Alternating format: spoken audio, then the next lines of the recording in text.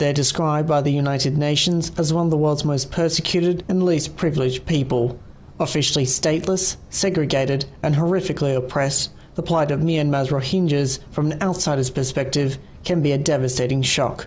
Over 800,000 Rohingyas live in Myanmar, also known as Burma, but the military-backed government refuses to recognise them as native to the country, arguing that they're from Bangladesh and therefore are treated as less than human.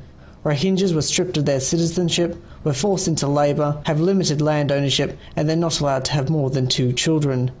Syed Kassim was tortured as a teenager by the Burmese military in the early 90s because he wanted to set up a school in his village in Rakhine State.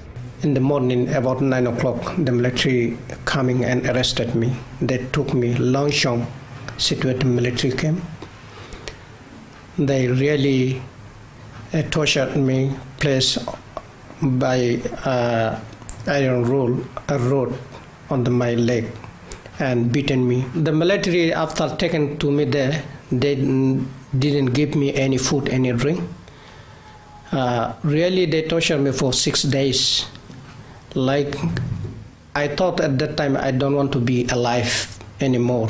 Syed later fled Burma to Malaysia in 1992, but left again in 2010 after further persecution, and wanting to secure his family's future, he travelled on a tiny boat from Indonesia and was rescued by Australian authorities in the Indian Ocean.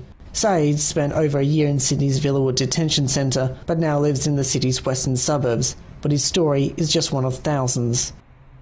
Tension in Myanmar's Rakhine State, where most of the country's Rohingyas live, accumulated into a series of riots in 2012 between Buddhists and Rohingyas, which have killed hundreds of Muslims and displaced over 100,000 others. Most of the displaced Rohingyas now live in camps across the region, where conditions have been described as dire by the United Nations. The predicament of the Rohingyas amounts to an humanitarian crisis, and advocacy groups say that few will be offered the chance to resettle in Malaysia.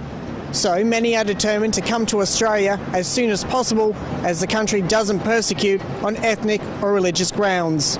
Syed says many Rohingyas have already died after their boats sank. People from Burma also still from Burma going out by the boat. Also, I heard in 2-3 months a lot of people died. With multiple governments refusing to help and the president of Burma, Thein Sein, openly calling for their entire deportation, it's feared that the Rohingyas will be eventually wiped out. Daniel Pizarro, Press TV, Sydney.